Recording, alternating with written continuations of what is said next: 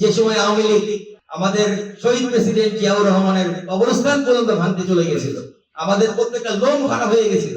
আবার ৭১ আর ২৪ কেও আপনি এক জায়গায় করতে পারবেন না। ৭১ আমাদের মহান স্বাধীনতা, ২৪ আমাদের বাক স্বাধীনতা। একজন জনপ্রতিনিধি কার প্রতিনিধিত্ব করবে? জনপ্রতিনিধি প্রতিনিধিত্ব করবে ওই এলাকাবাসী।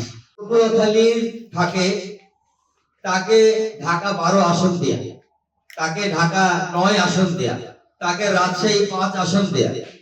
এইটা কিন্তু আসলে সিস্টেম হতে পারে না। একজন জনপ্রতিনিধি কার প্রতিনিধিত্ব করবে? জনপ্রতিনিধি প্রতিনিধিত্ব করবে ওই এলাকাবাসী।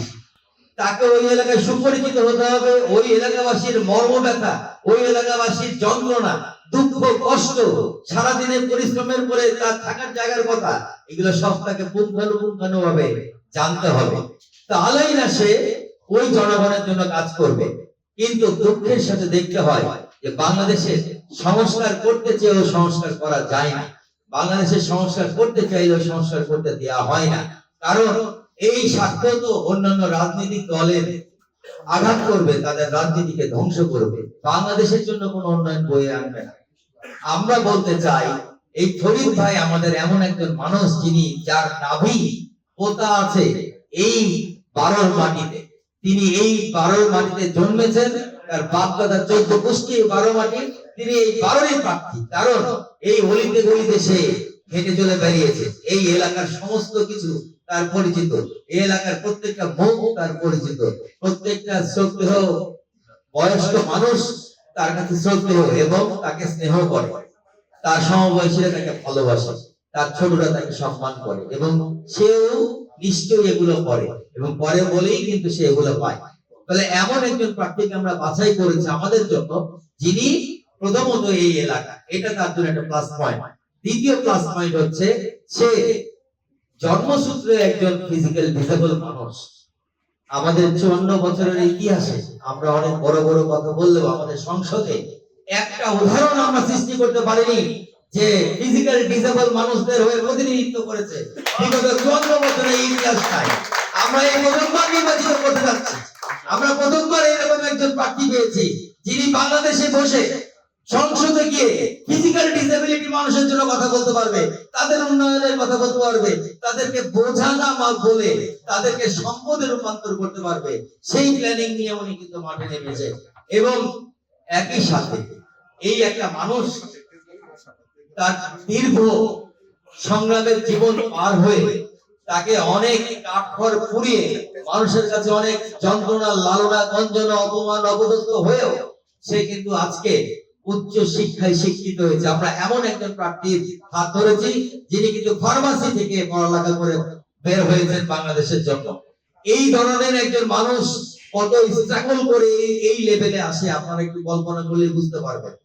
২০১২ সাল থেকে সে যখন কেবল কৈশোর পেরিয়ে তারুণ্যে আসলো, সেই সময় থেকে সে কিন্তু বাংলাদেশপন্থী রাজনীতির সাথে সম্পৃক্ত ছিল।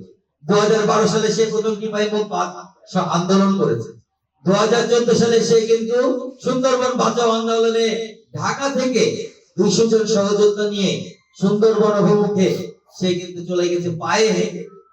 আমি আপনি কিন্তু কেউ যাই না, আমাদের পা আছে, তারপরও আমরা দেশের জন্য এটুকু করতে পারিনি। সেদিন কিন্তু ওই রামপাল বিদ্যুৎ কেন্দ্র বন্ধ করার জন্য তারা কিন্তু ২০০ জন মানুষকে এক জায়গায় করে আওয়ামী লীগের মতো স্বৈরাচারী আমলে তারা কিন্তু ঢাকা থেকে রওনা দিয়েছে। এবং তাদের সাথে কি ঘটেছিল? তাদেরকে মারধর করে, আওয়ামী লীগ দোসররা মারধর করে এবং আমাদের দেশের পার্শ্ববর্তী প্রতিবেশী দেশের লোকজন তাদেরকে মারধর করে পরশু নদীতে ফেলে দেয়। এই অবস্থাতে কি ধরনের স্ট্রাগল করে সে যে উঠে আসছে, তার যে জীবন যুদ্ধ, এই ধরনের একটা মানুষ কোন স্বার্থে করেছে? বাংলাদেশের জন্যই তো করেছে। কার স্বার্থে করেছে? বিশ্বের জন্যই তো করেছে। সুন্দরবন ধ্বংস হয়ে গেলে তার কি যায় আসতো? এক বাংলাদেশের যায় আসতো আর এক বিশ্বের যায় আসতো, পরিবেশগত হুমকিতে পড়তাম। তিনি তো এই কাজগুলো নিজের জন্য করে না। আমরা যখন প্রার্থী নির্বাচন করি, আমরা মানুষের বড় বড় কথায় প্রলোভিত হয়ে আমরা প্রার্থী নির্বাচন করি। আমরা দেখি না তার পিছনে নীতি কি, তার বাংলাদেশের জন্য কি সংগ্রাম আছে, জনগণের জন্য কি সংগ্রাম আছে, মানুষের জন্য সেই লোকটা কথা বলে কিনা? আমি বলবো বিগত 17 বছরে কারো কিছু করার সুযোগ ছিল না। যারা করেছে তারা এই ফরিদ ভাইয়ের মতো বাড়ি ছাড়া হয়েছে, গৃহ ছাড়া রাতের পর রাত এখানে ওখানে মানুষের বাড়িতে থেকে কাটিয়েছে। কারণ অলওয়েজ তাদের পিছনে ডিজিএফআই লাগিয়ে রাখছে, ডিবি লাগিয়ে রাখছে, পুলিশ লাগিয়ে রাখছে, তাদেরকে বাড়িতে ঘরেতে থাকতে দেওয়া হয়। তারপরেও তারা কিন্তু বাংলাদেশের জন্য, বাংলাদেশের মানুষের জন্য কথা বলেছে। তাহলে এই লোকগুলো যদি সামনের দিনে আমাদের এমপি ক্যান্ডিডেট হয় এবং এমপি নির্বাচিত হয়, তাহলে এই লোকগুলোই তো বাংলাদেশের জনগণের জন্য কাজ করবে, এলাকার জনগণের জন্য কাজ করবে, বাংলাদেশের জন্য উন্নয়ন করবে। এই কারণগুলো নিয়ে দেখে আমরা কিন্তু ফরিদ ভাই নির্বাচিত করেছি। আর একটা বিষয় হচ্ছে, ফরিদ ভাই একজন প্রগতিশীল মন, একদম যাকে বলে খাঁটি প্রগতিশীল মন, এবং আমি নিজেও রাজনীতিবিদ। এই যে আমরা একটা রাজনীতিবিদ এসে বলে যে 16 ডিসেম্বর বলে কিছু ছিল না, এই যে আমরা বলি 71কে অস্বীকার করে ফেলি, এই যে আমরা বিভিন্ন ভাবে ইয়ে করি, আবার 71-এর একটা দল সে দেখা গেল বিশ্বাসী, সে 24-কে অস্বীকার করে, কিন্তু আমরা সকলকে স্বীকার করি। 71 ছাড়া বাংলাদেশে তো জন্মই হতো না, 47 ছাড়া তো পাকিস্তান ইন্ডিয়ার জন্ম হইতো না। আপনাকে প্রত্যেকটি ইতিহাস মানতে হবে, প্রত্যেকের অবদান আছে, সেটা মানতে হবে। 24 ছাড়া আপনি কিন্তু এই স্বৈরাচার গড়াতে পারতেন না। একটা সময় তো জনগণ আমরা হাত ছেড়ে দিয়েছিলাম। আমরা জনগণ কি বলতাম যে আল্লাহর মাল আল্লাহকে নিয়ে গেলে নিয়ে যাবে, নাইলে আমাদের ঘরে এই সারা জীবনই আমাদের ঘরে পড়ে থাকবে। সেই ছেলে সেই স্বৈরাচারকে কিন্তু হটানো হয়েছে 24। আপনি কোনোটারই কোনো অবদানকে অস্বীকার করতে পারবেন না। আবার 71 আর 24-কেও আপনি এক জায়গায় করতে পারবেন না। 71 আমাদের মহান স্বাধীনতা, 24 আমাদের বাক স্বাধীনতা। এই দুটাকে আপনাকে স্বীকার করতে হবে, এবং 47-কে আপনাকে স্বীকার করতে হবে। আপনি আপনার ইতিহাসকে ভুলে গেলে চলবে না। তো ফরিদ ভাই এমন একজন মানুষ, সে কিন্তু সকলকে স্বীকার করে।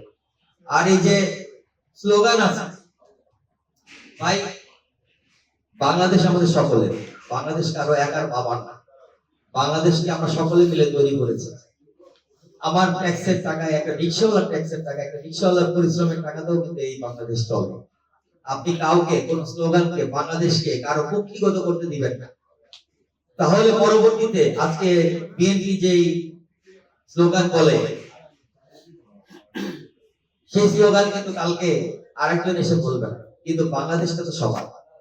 এই জন্য আমাদের মিডিয়া কর্মী, আমাদের ভাইদের উচিত যে যখনই বাংলাদেশকে নিয়ে কেউ স্লোগান বানাবে, আপনারা বলবেন যে দলীয় স্লোগান ভিন্ন হওয়ার জন্য, কারণ বাংলাদেশের স্লোগান প্রত্যেকটা মানুষের স্লোগান, 18 কোটি জনগণের স্লোগান হবে যখন বাংলাদেশ কথাটা আসবে, যখন বাংলা কথাটা আসবে। এটা কোনো দলীয় স্লোগান হতে পারে না।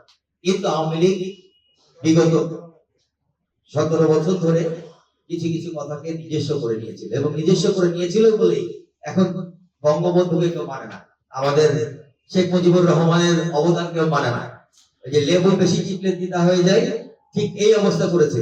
কিন্তু বঙ্গবন্ধুর যে ইতিহাস আছে, সংগ্রামের জীবন আছে, এটাকেও কেউ অস্বীকার করতে পারবে না। আবার অতি রঞ্জিত যে কথাগুলো আছে, সেটাকেও আমরা স্বীকার করবো না। সবকিছুতেই যে তার স্বপ্নকে ঢুকিয়ে দেওয়া হয়েছে, তার অবদানকে আগে নিয়ে আসা হয়েছে, সে ছাড়া হতো না, সে ছাড়া এটা হইতো না, এটা আমরা কেউ স্বীকার করবো না। না, সে ছাড়া হতো। ভাসানির কথা আপনাকে স্বীকার করতে হবে। আপনাদের আমাদের সকল যেই বিদায়ী নেতা ছিল তখনকার সময়, একে ফজলুল হক থেকে শুরু করে প্রত্যেকটা মানুষের অবদানকে আপনাকে স্বীকার করতে হবে। আপনি কাউকে অস্বীকার করতে পারবেন না। আমরা ওই দিনের কথা ভুলে যাই না, যে সময় আওয়ামী লীগ আমাদের শহীদ প্রেসিডেন্ট জিয়াউর রহমানের কবরস্থান পর্যন্ত ভাঙতে চলে গেছিল, আমাদের প্রত্যেকটা লোম খারাপ হয়ে গেছিল সেই সময়। মানে এই কথা শুনে, তাদের এই কথা শুনে, তাদের এই ধৃষ্টতা দেখে আজকে এই কারণেই আওয়ামী লীগ পচে পড়ছে। আপনারা সবাই জানেন যে আমাদের বেগম খালেদা জিয়া প্রত্যেকের, আমরা আমাদের শ্রদ্ধা সম্মানের মানুষ, তাকে যে অপমান অপদস্থ করা হয়েছিল, তার কারণে শেখ হাসিনাকে আমরা এখন এত গালি দিই। সত্য কথা বলতেছি আপনাদেরকে। আপনারা নিজের মনকে জিজ্ঞেস করেন যে ওই ধরনের একটা ভদ্র মহিলাকে এই ধরনের আচরণ করার জন্য আমরা তার বিরুদ্ধে আরো বেশি গালাগালি করি। তার এই অশোভনীয় আচরণ তার দলের লোকজন মানে না, তার দলের লোকজন কেউ পছন্দ করে নাই। আর পছন্দ করে নাই বলে এই 24-এর আন্দোলনে অনেক আওয়ামী লীগাররাও কিন্তু মনে মনে সাই দিয়েছিল, মনে মনে সমর্থন জুগিয়েছিল, গোপনে গোপনে তারা কিন্তু ফাইন্যান্সও করেছিল। আমি এই স্টেজ থেকে মিথ্যা কথা বলছি না, জনগণের পক্ষ থেকে আমি এই কথা বললাম, এই কথাগুলো। এই জন্য আমরা যে রাজনীতি করি ভাই, আমি সবসময় বলি ব্যাকের দিকে না তাকিয়ে সামনের দিকে তাকাই। আমরা পিছনে কি হয়েছে, কোন চেতনা, কোন কি, এগুলো না দেখে আমরা এখন সামনের দিকে যাই। বাংলাদেশকে সামনের দিকে নিয়ে যাওয়ার সময় এসেছে এখন। এই সময় আর ফিরে পাবো না। আমরা সবাই এই যে মারামারি, কামড়াকামড়ি, এই গালাগালি, এগুলো বন্ধ করে দিয়ে, মানুষের দুর্নাম করা বন্ধ করে দিয়ে আমরা সবাই সামনের দিকে বাংলাদেশকে নিয়ে এগিয়ে যাই। আর এই জন্যই আমরা ফরিদ ভাইয়ের মতো একজন নেতাকে এই এলাকা ঢাকা 12 আসন থেকে কলম মার্কায় মনোনীত করেছি এলাকাবাসী হিসেবে আমরা সমর্থন।